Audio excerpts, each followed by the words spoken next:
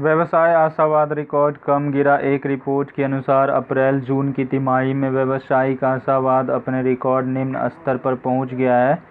Done and Bradstreet composite business optimism index 2020 April June quarter to 2020 अप्रैल-जून में 49.40% पर था, जो 2009 के वित्तीय संकट के दौरान की तुलना में कम और बदतर है। साल भर पहले की तुलना में सूचकांक में 37% की कमी दर्ज की गई।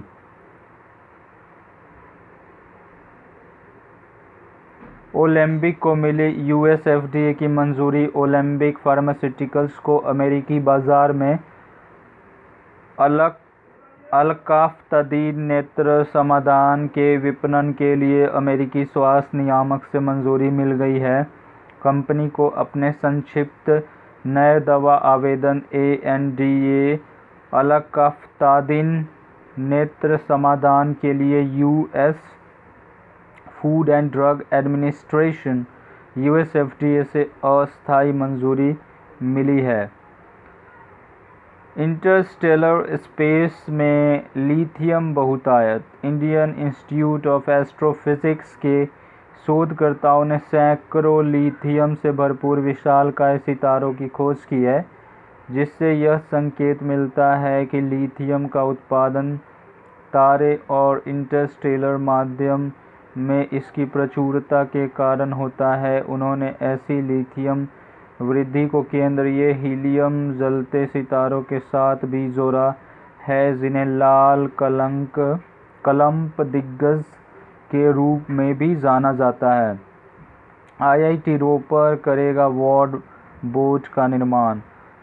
आईआईटी रोपर के शोधकर्ताओं की एक टीम ने एक वॉर्ड बोट विकसित करने का लक्ष्य रखा है, जो कोविड-19 रोगियों को उनके अलगाव वार्डों में भोजन और दवा वितरित करेगा। वैचारिक डिजाइन एक बोट का है जिसे दूरस्थ रूप से स्थित नियंत्रण कक्ष से हर कमरे में भोजन और दवाएं भेजने और वितरित करने का निर्देश दिया जा सकता है। बोट में कम से कम 12 अलमारियां और 4 से 5 किलो की वहन क्षमता होगी। बीसीसीआई ने बनाया टीम मास्क फोर्स।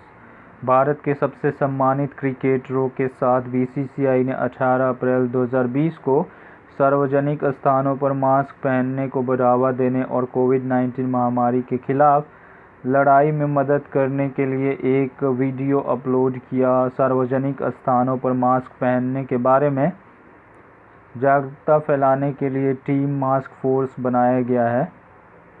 वीडियो में विराट कोहली, सचिन तेंदुलकर, सौरव गांगुली, स्मृति मंदाना के संदेश हैं। ऑस्कर विजेता एनिमेटर जिन डेइज का निधन हो गया। एक अमेरिकी ऑस्कर विजेता इलस्ट्रेटर, एनिमेटर और फिल्म निर्देशक जिन डेइज का अप्रैल 2020 में निधन हो गया। डेइज की फिल्म मुनरो ने 1960 में सर्वश्रेष्ठ एनिमेटेड लघु फिल्म के लिए अकादमी पुरस्कार जीता। उन्हें 1964 में हियर नुडनिक और हाउ टू अवॉइड फ्रेंडशिप के लिए 2 बार एक ही पुरस्कार के लिए नामांकित किया गया था।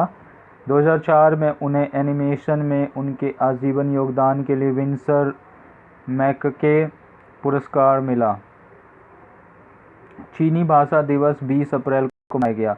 संयुक्त राष्ट्र यूएन हर साल 20 अप्रैल को या उसके आसपास संयुक्त राष्ट्र चीनी भाषा दिवस मनाता है। इस दिन विश्व संस्कृति में चीनी साहित्य, कविता और भाषा के योगदान पर प्रकाश डाला जाता है।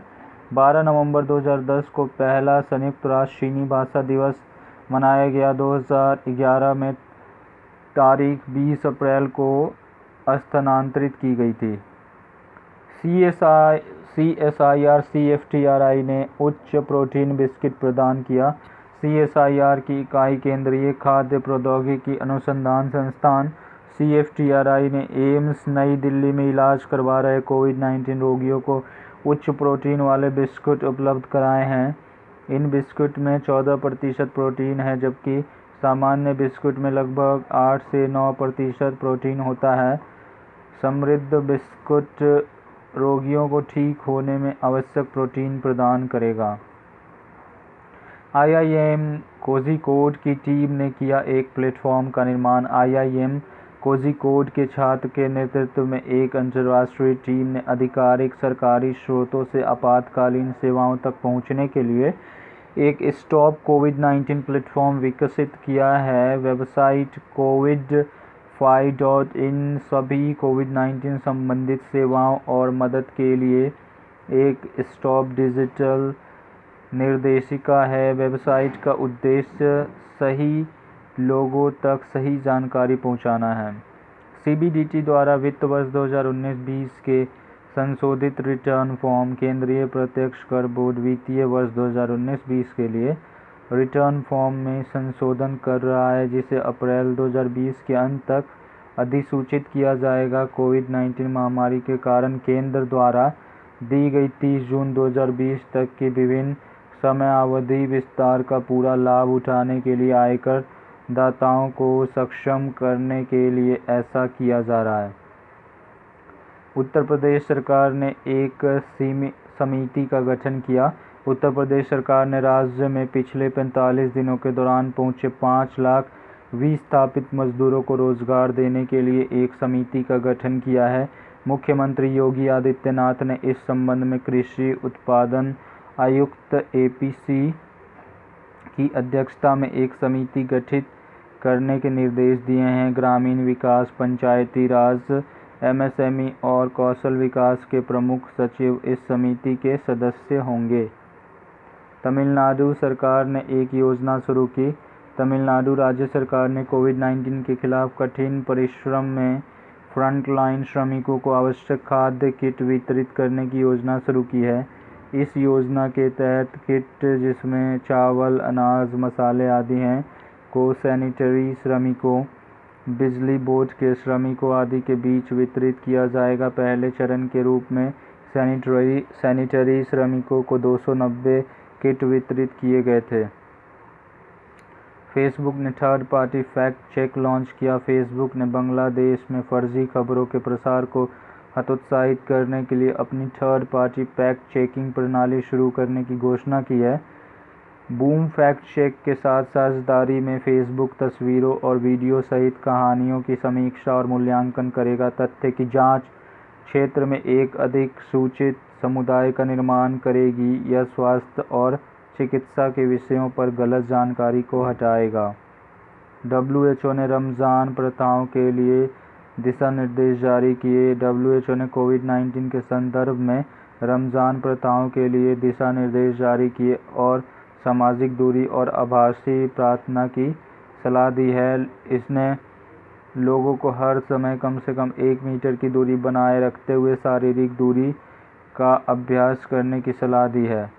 रमज़ान के कारण होने वाली किसी भी सभा को अधिमानतः बाहर रखा जाना चाहिए और इस तरह के आयोजन की अवधि को सीमित करने के लिए छोटा किया जाना चाहिए। सरकार ने एक ऑनलाइन डेटा पुल शुरू किया। सरकार ने कोविड-19 का मुकाबला करने और रोकने के लिए महत्वपूर्ण मानव संसाधन का एक ऑनलाइन डेटा पुल लॉन्च किया है। स्वास्थ्य मंत्रालय ने नर्सों और अन्य स्वास्थ्य देखभाल पेशेवरों सहित डॉक्टरों का www.covidwarriors.gov.in पर एक ऑनलाइन डेटा पुल बनाया है।